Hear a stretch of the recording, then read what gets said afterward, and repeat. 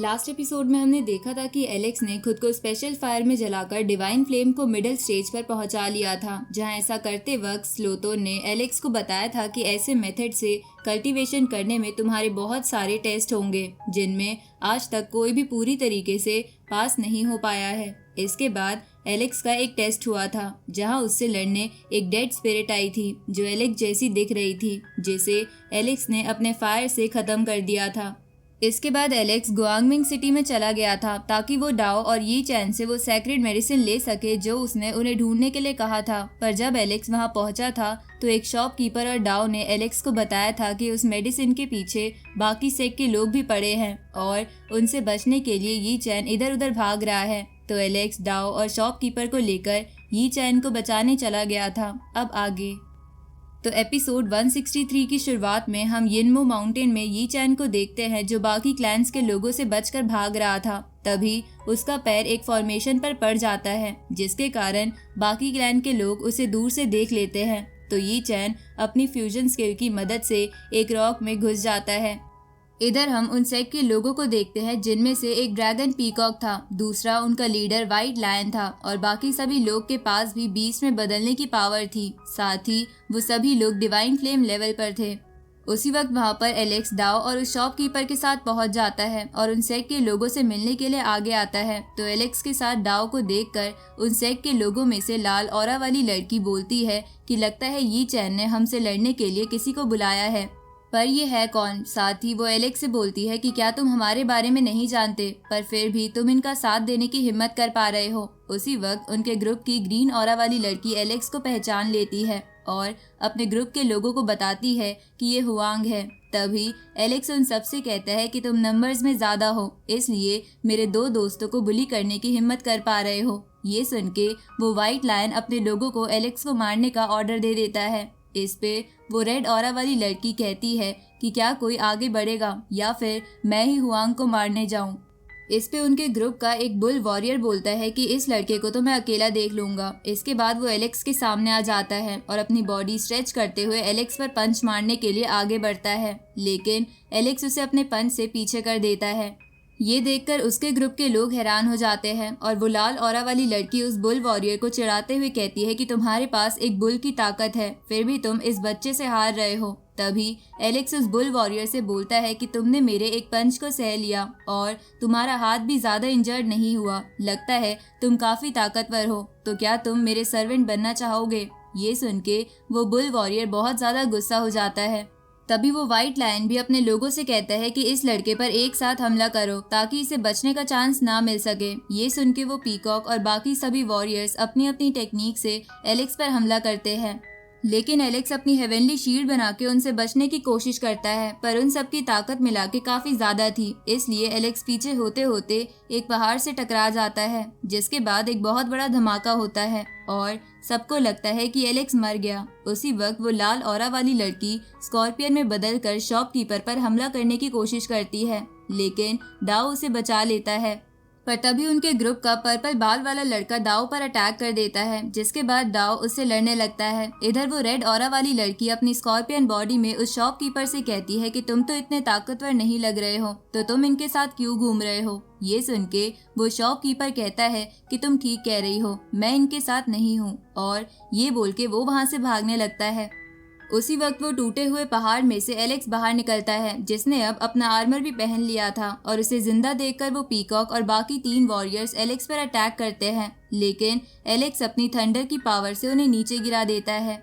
जिसके बाद वो उस बुल वॉरियर के पास आ जाता है जो अब अपनी बुल की बॉडी में आ गया था और उसने एलेक्स पर अटैक कर दिया था, लेकिन एलेक्स उसे पंच मार के दूर फेंक देता है। इधर वो शॉपकीपर उस स्कॉर्पियन से बच रहा था, लेकिन तभी वो स्कॉर्पियन के अटैक से मरने ही वाला था, लेकिन डाओ उसे बचा लेता है। पर जब वो पर्पल बाल वाला लड़का देखता है कि डाओ अपनी फाइट छोड़ के दूसरों को बचा रहा है, तो वो बहुत ज्यादा गुस्सा हो जाता है और अपनी स्वॉर्ड से उस पे हमला करता है, जिसके कारण डाओ भी उस शॉपकीपर के साथ नीचे गिर जाता है। तभी वो रेड ऑरा वाली स्कॉर्पियन लड़की उन दोनों को मारने की कोशिश करती है, लेकिन उसी वक्त यी चैन बाहर आके शील्ड बना के उन्हें बचा लेता है, पर अब वो इसके कारण खुद बहुत ज्यादा इंजर्ड हो गया था। इधर यी चैन को देखकर वो व्हाइट लायन उससे कहता है कि वो सेक्रेड मेडिसिन हमें दे दो और हम तुम्हें जिंदा छोड़ देंगे।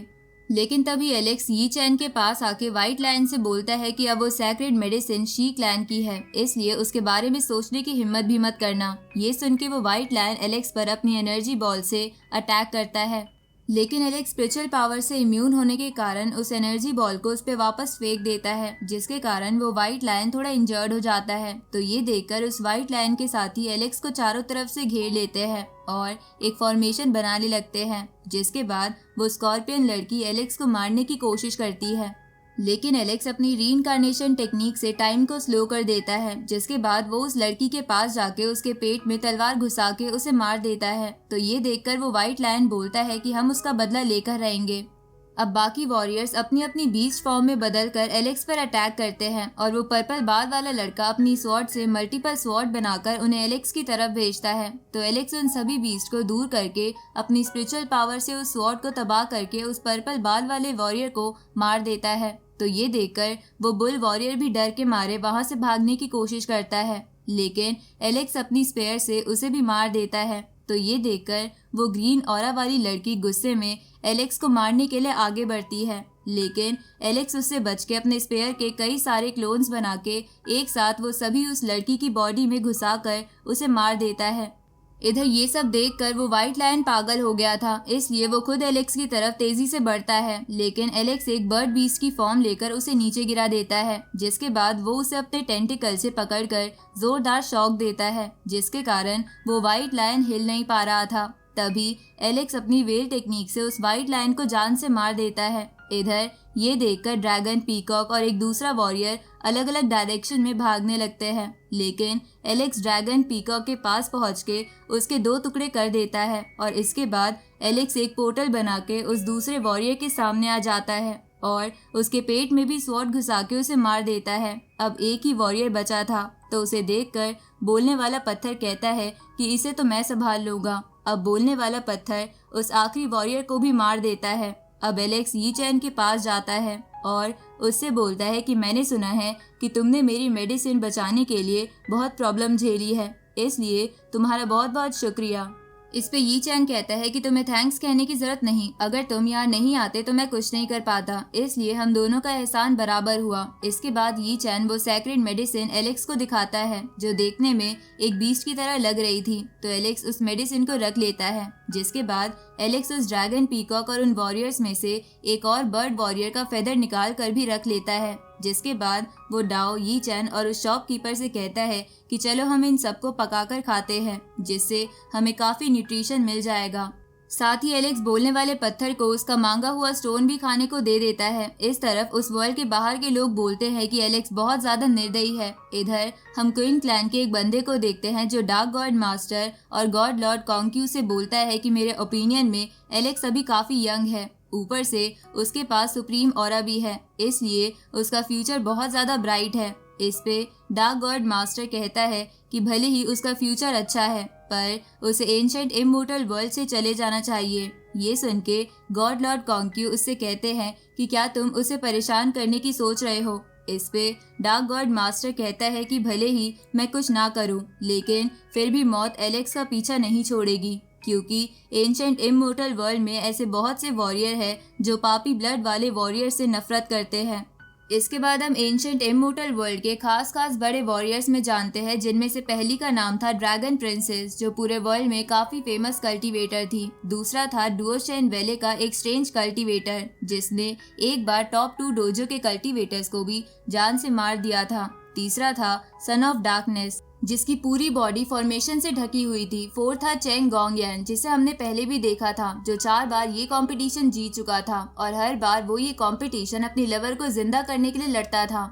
इसके बाद अगला था स्वॉर्ड वैली का गु जियानयुन, जो पापी खून वालों से बहुत नफरत करता था। 6 था शी गुआंगवैंग, जो 10 बार ये कंपटीशन जीत चुका था और उसका ऑरा अनबीटेबल था। 7 था निंग चुआन, जिसने अभी अभी अपने ब्लड को सेक्रीफाइस करके अपने हाथ में इमोर्टल बोन लगाई थी, जिसके कारण उसका हाथ बहुत ज्यादा ताकतवर हो गया था। 8 था एलेक्स का भाई जेस, जो इस वक्त समुद्र के ऊपर कल्टीवेशन कर रहा था और वो कल्टीवेशन करते करते डिवाइन फ्लेम लेवल पर पहुंच जाता है। अब हम आखिरी वॉरियर को देखते हैं, जो और कोई नहीं बल्कि डेविड खुद था, जो वापस आ चुका था और अब उसकी डबल प्यूपिल की पावर काफी ज्यादा बढ़ चुकी थी।